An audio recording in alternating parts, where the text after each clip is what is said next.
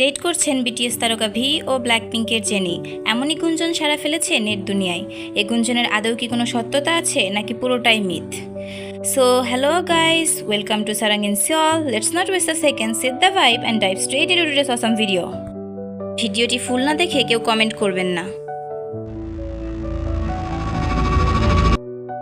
আজকের দুনিয়ায় গুজব তৈরি করা খুব সহজ। একটা এডিটেড ছবি বা পোস্টই হয়ে যেতে পারে হেডলাইন।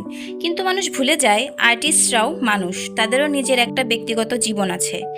এই তো কদিন ধরেই চলছে আলোচনা, বিটিএস ভি ও ব্ল্যাকপিঙ্কের জেনি কি সত্যিই একে অপরকে ডেট করছেন?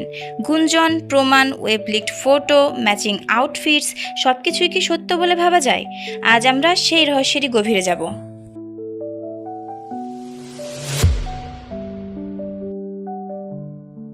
বিটিএস ভি এবং ব্ল্যাকপিঙ্কের জেনির মধ্যে নাকি চলছে প্রেমের সম্পর্ক। তারা নাকি একে অপরকে ডেট করছেন। এমনই রিউমার্স শুরু হয় 2022 সালে, যখন ভি একসময় জেনিকে ইনস্টাগ্রামে ফলো করেছিলেন। পরে অবশ্য তিনি জেনিকে আনফলো করেছিলেন। তখন থেকেই মূলত পাঠ শুরু হলো স্পেকুলেশনের। কিছু ছবির লিকড মুহূর্ত, কিছু alleged Paris date photos, matching outfits, এসবই ফুয়েল দিয়েছিল গুঞ্জনকে। কোরিয়ান এন্টারটেনমেন্ট কোম্পানিগুলো সাধারণত এ ধরনের বিষয় নিয়ে অফিসিয়াল কিছু বলে না, তারা প্রাইভেসি রক্ষা করতে চায়।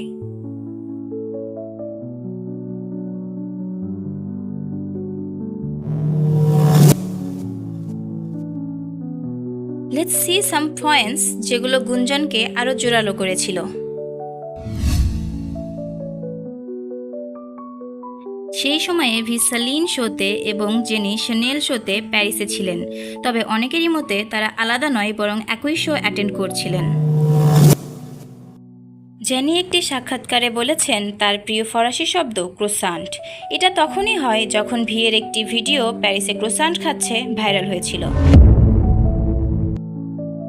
কিছু ফ্যানেদের মতে matching jackets, matching accessories, outfit overlaps, same places in their post ইত্যাদি নাকি হতে পারে শক্ত প্রমাণ। যদিও বা এসব কিছুই হতে পারে কোইন্সিডেন্স, কোনো প্রমাণ নয়।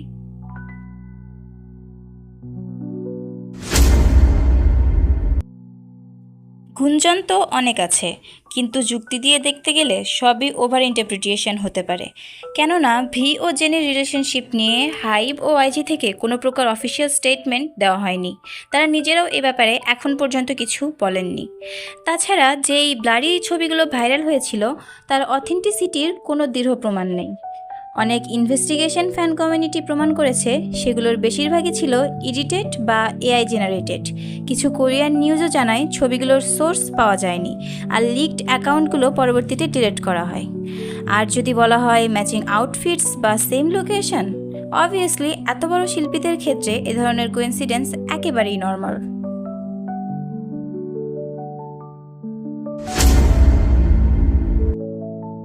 2025-এ এসে আবার নতুন করে গুঞ্জন দানা বাঁধতে শুরু করেছে। ভি এবং জেনি উভয়কেই দেখা গেছে টাইলার দ্য ক্রিয়েটার কনসার্টে। সেখানকার কিছু ছবি ও মোমেন্টস মিলে গেছে। তবে বেশিরভাগ মিডিয়া আউটলেট বলেছে প্রমাণ এখনও দীর্ঘ নয়। তাদের দুজন যে একই সাথে কনসার্টটি অ্যাটেন্ড করেছে তার কোনো শক্ত প্রমাণ এখনও পাওয়া যায়নি। ভবিষ্যতে যদি কোনো অফিসিয়াল স্টেটমেন্ট আসে সেটাই হবে পয়েন্ট অফ ট্রুথ। তবে এরই মাঝে শুরু হয়েছে নতুন আর এক গুঞ্জন। অনেকেই দাবি করে যে 2023-এর গুঞ্জনগুলি স্টেজড করা হয়েছিল।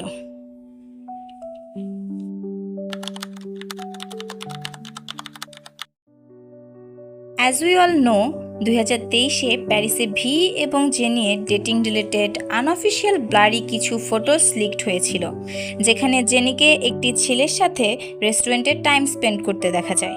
ছেলেটির বডি ফিচার্স দেখে মনে হচ্ছিল সে ভি। এটা নিয়ে আর্মি এবং ব্লিঙ্কদের মাঝে অনেক উত্তেজনারও সৃষ্টি হয়েছিল। বেশিরভাগ আর্মিই বলেছিল তারা ভিকে ট্রাস্ট করে, আবার অনেকেই এই ঘটনাকে সত্য মনে করে অনেক বেশি কষ্টও পেয়েছে। কিন্তু কিন্তু কিন্তু এখানে আসে সবচেয়ে অবাক করা মুহূর্তটা। কারণ এরপরই শোনা গেল অনেকে বলছে হয়তো পুরো ঘটনাটাই ছিল একদম স্টেজড, একদম প্ল্যান্ড, আর সেটা করেছে জেনিস টিম ইটসেলফ। যদিও বা 2023-এর গুঞ্জন যে স্টেজড ছিল তাও এখনও সর্বাগ্যে প্রমাণিত হয়নি। বিটিএস ও ব্ল্যাকপিঙ্ক সবসময় তাদের ক্যারিয়ার আর ফ্যানদের প্রতি সম্মান দেখায়, তাই তাদের ব্যক্তিগত জীবন নিয়ে এমনভাবে অনুমান করা একদমই ঠিক না।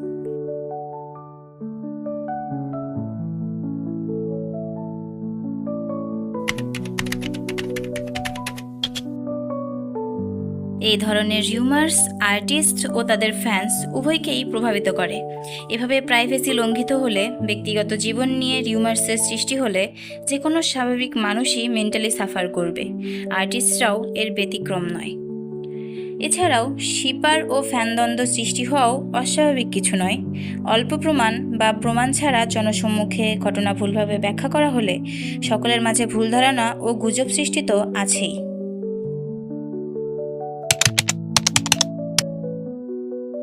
একজন কে-পপ ফ্যান হিসেবে আমি বিটিএস, ব্ল্যাকপিঙ্ক এবং অন্যান্য সকল আইডলসদের সম্মান করি। আর অ্যাজ অ্যান আর্মি আমি সব গুজবের ওপরে ভিকে বিশ্বাস করি। ভি যদি সত্যিই কাউকে পছন্দ করে আমি সেটা সম্মান করব, কারণ ভালোবাসা কোনো দোষ না। কিন্তু যতক্ষণ না পর্যন্ত সে নিজে থেকে কিছু বলছে ততক্ষণ আমি শুধু তাকেই বিশ্বাস করি। আর আমার মনে হয় সকল আর্মি ও ব্লিঙ্ক তাদের নিজ নিজ আইডলসকে বিশ্বাস করে ও তাদের প্রাইভেসিকে রেসপেক্ট করে। গুঞ্জন ও প্রমাণ সব মিলিয়ে এখনও বলা যাচ্ছে না তারা সত্যিই একে অপরকে ভালোবাসে কিনা।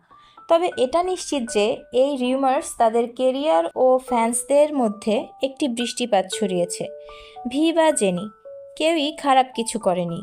তারা দুজনেই অসাধারণ আর্টিস্ট, যাদের পরিশ্রম, ডেডিকেশন আর প্রতিভা অসীম। গুঞ্জন আসবে যাবে, বাট অ্যাজ অ্যান আর্মি ভিয়ের প্রতি আমার ভালোবাসা ও বিশ্বাস কখনো বদলাবে না। আর আমরা যাকে ভালোবাসি তাকে ট্রাস্টও করি। আর আমার মনে হয় ব্লিঙ্করাও জেনিকে ঠিক ততটাই ভালোবাসে এবং বিশ্বাস করে। So that's all for today, let's not make the video longer. তুমি কি বিশ্বাস করো তা কমেন্টে জানাতে ভুলো না। আর যদি ভিডিও ভালো লাগে দেন লাইক অ্যান্ড সাবস্ক্রাইব। আর হ্যাঁ, ভিডিওটি তোমার বন্ধুদের সাথে, স্পেশালি তোমার ফিলো আর্মি ও ব্লিঙ্কসদের সাথে শেয়ার করতে ভুলো না কিন্তু। Let's see what they thinks. So bye bye, আল্লাহ হাফেজ।